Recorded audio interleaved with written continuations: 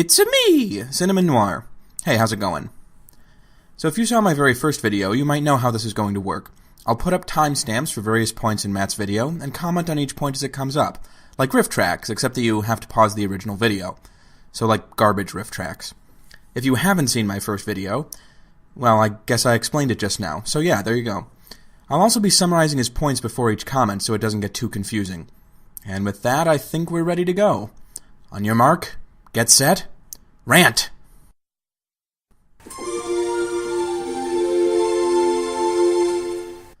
Okay, so it's true that in the original Zelda, getting from one dungeon to another was a challenge, but the other Zeldas have their own ways of making the between-dungeon segments interesting. I don't think it's fair to fasten on one area that you don't even spend much time in and say that it lacks content, therefore the whole game does. And by the way, Hyrule Field does have things to find in every Zelda game. They just happen to be little things.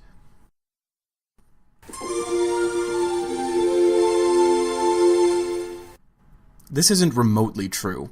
Exploration was a big part of the game, sure, but so was puzzle solving and combat, especially in the dungeons that made up all the major goals in the game and 90% of its content. The Legend of Zelda also isn't truly open. You need items from earlier dungeons like the ladder and raft to get to later dungeons. You also can't skip any of them if you want to complete the game, the exact opposite of Breath of the Wild's design philosophy.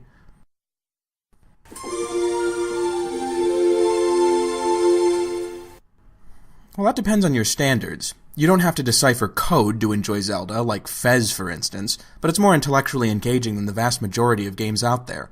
I'm not going to exhaustively list every puzzle in a Zelda game to prove Matt wrong, but the point is that thinking creatively is something a normal-brained person can do, and the best puzzles are focused on creative thinking, not sheer brain-busting difficulty.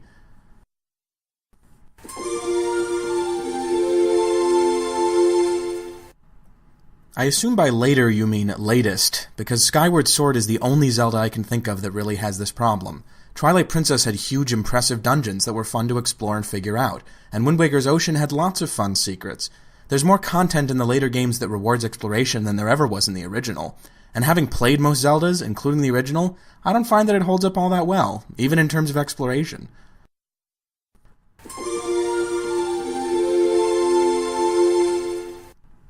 Absolutely. Making more content optional and less mandatory accomplishes two things at once. It enhances the experience for players who like to explore, and it means less annoyance for players who want to drive right through. More mandatory content isn't better if the content is underdeveloped or frustrating, and the hardest challenges should always be optional.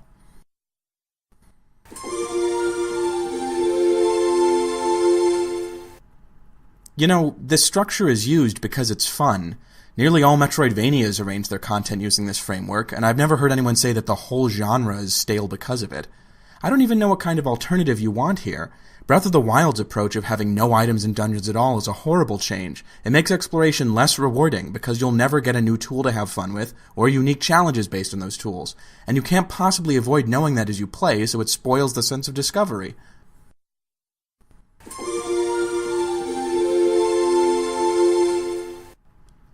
Hyrule as a setting is only a limitation if the developers insist on keeping parts of it the same, which wasn't a tradition until Twilight Princess, actually.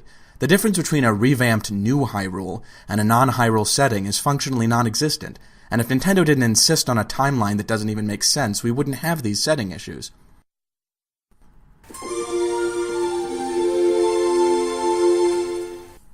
The fact that Zelda games have stories and expect you to take them seriously, maybe even taking a few minutes to tell them for a while, isn't a flaw.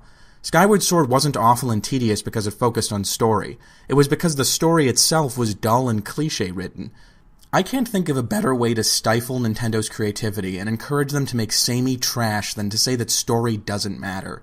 Story, especially backstory, has mattered in Zelda since A Link to the Past, and the absence of it in Breath of the Wild was very apparent and very disappointing. If Nintendo did listen to this kind of criticism, I'm very sorry for it, because this is your least justified criticism out of all of them.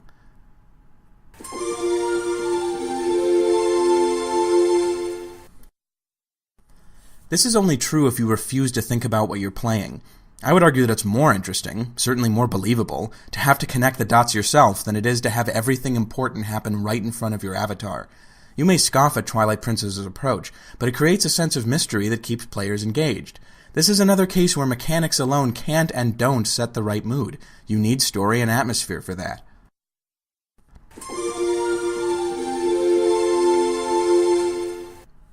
Agreed 100%. Motion controls aren't a bad idea, but the insistence on player accuracy through contrived enemy design, when the peripheral itself wasn't terribly accurate, was completely unfair and made combat a tedious slog. The combat alone moved Skyward Sword from okay to disappointing for me.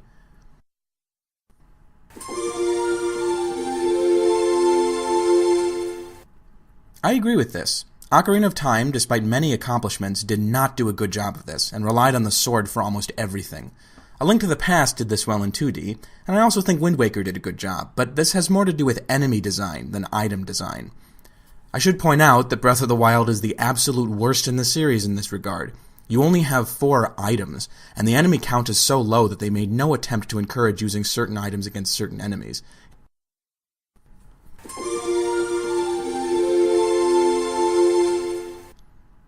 In broad terms, I agree with Matt here, but I don't equate challenge with how often my character gets killed. Puzzles can also provide challenge, and in fact a far more rewarding kind, since you're unlikely to fail and lose progress just by making a single slip-up in execution, which has been known to happen in combat-focused games. I never found that Twilight Princess's low difficulty ruined its tone. In fact, the more you die, the harder it is to take a game seriously, since you're forcefully made aware that it's a virtual experience every time you have to reload. Seamus Young has a good video on this very point, actually.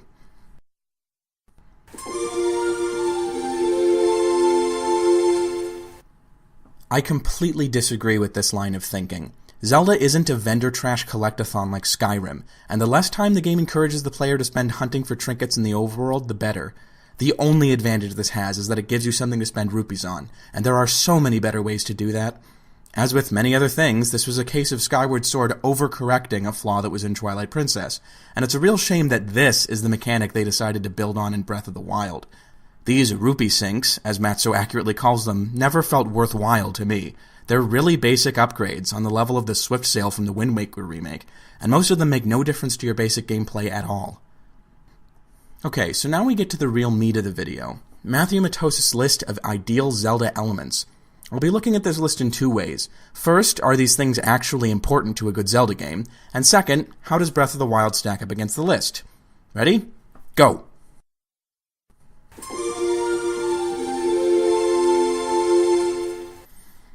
Well, it's hard to argue the first one, since as big as it needs to be is tautologically a good thing.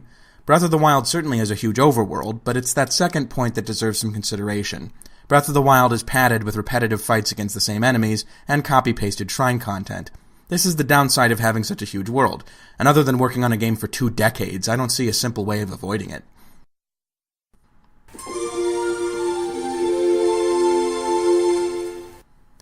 One of the few things I really didn't like about Twilight Princess was the overuse of warp points, especially the puzzles involving them, so I can't argue with this.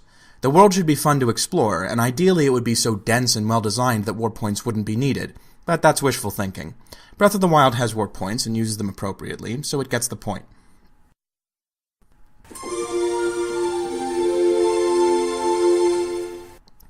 I agree with this idea, but at the same time I don't see how any Zelda game has used the same setting as a previous one, with the possible exception of Twilight Princess, and even then there are major differences. If you mean you don't want it to be called Hyrule, well, that's just being picky. Breath of the Wild, needless to say, does not meet this requirement. It's still Hyrule, Ganon is Ganon, Zelda's Zelda, you know the drill.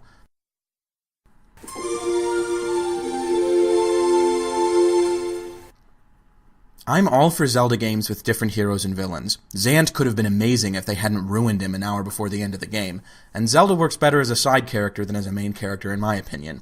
That said, it's unfair to Skyward Sword to say that it recycles Ganon. As crappy a villain as Demise is, he and Girahim were something different, so don't call it a ripoff. Breath of the Wild spectacularly fails here, as it does with most of the story-based elements of this list. But then, Matt says he doesn't really care about story in Zelda anyway, so whatever.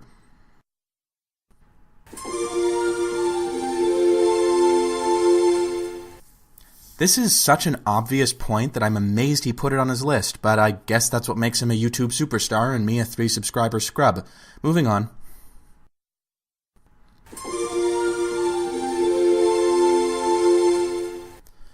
Yeah, definitely not a mode of transport. Sadly, Phantom Hourglass and Spirit Tracks ruined that for everybody. As for Second World, It's hard for me to be objective here, because I love dual-world settings. A Link to the Past and Metroid Prime Echoes are two of my favorite games ever, and a big part of that is the Dark World aspect. But I guess I can see why some people are tired of it by now.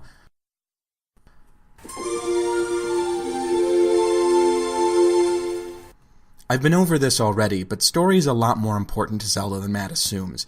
The fact that Skyward Sword whiffed big time on its story is no reason why the story in a Zelda game should be considered dead weight. Breath of the Wild axed the complicated story angle, and the result is a game where nothing you do feels like an accomplishment. There's no sense of imminent danger, no mystery, nothing to keep your brain occupied while your hands are bashing moblins and collecting loot. If he enjoys splashing around in the Zelda kiddie pool, I'll be happy to leave him to it and find something more interesting to play.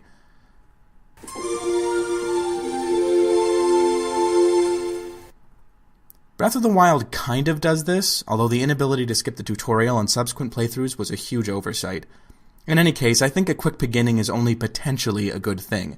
It can be the sign of a creator with no thoughts to share and no ambition to interest the player in the world.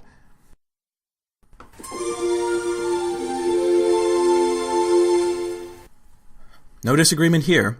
It's funny that the few things I agree with him on are the things Breath of the Wild decided not to do, but hey, that's the way the franchise crumbles.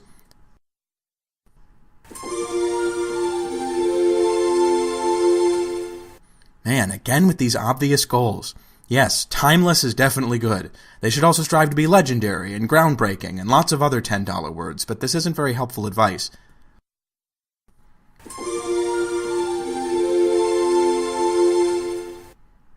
Oh man, are you in for a rude awakening. To the extent Breath of the Wild even has dungeons, there are 4. Each one has a single gigantic puzzle and next to no enemies. Hey, you wanted experimentation, this is what you get.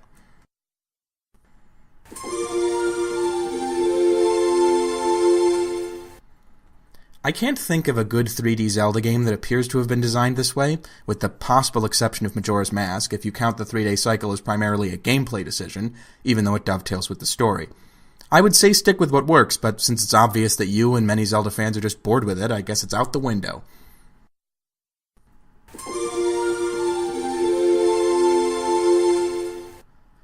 This should go without saying. Nintendo's best work was always unique and offbeat, and even its best games get hate from dissatisfied players. While I want to accuse a game where Link takes selfies and rides a unicorn cycle of pandering to 20-somethings, I must reluctantly concede that in many ways this is Nintendo being itself and doing its own thing. When it comes to boldness, it deserves the point.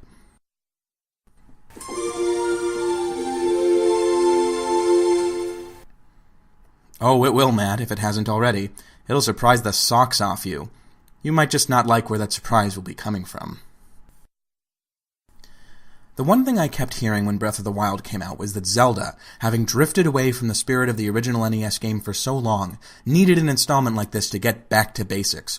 This was said so much that I think people have started forgetting what the original Zelda was really like, because it's not really an open-world game, and Breath of the Wild isn't really much like it.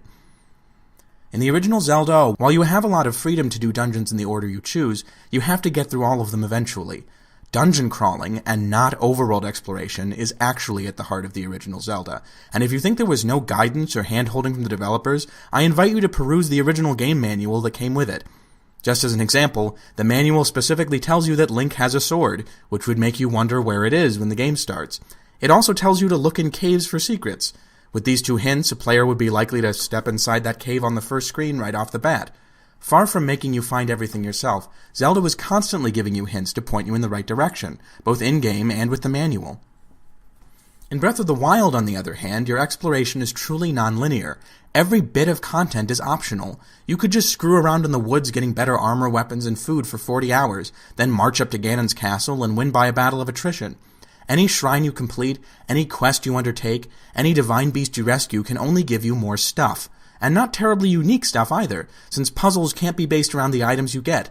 It can't change something about the world or make a plot-relevant event occur, because if it did that, it would be a mandatory task. When everything's optional, nothing in the game world can really matter. Some people find this liberating. As a person who loves storytelling, I find it strangely hollow and unsatisfying.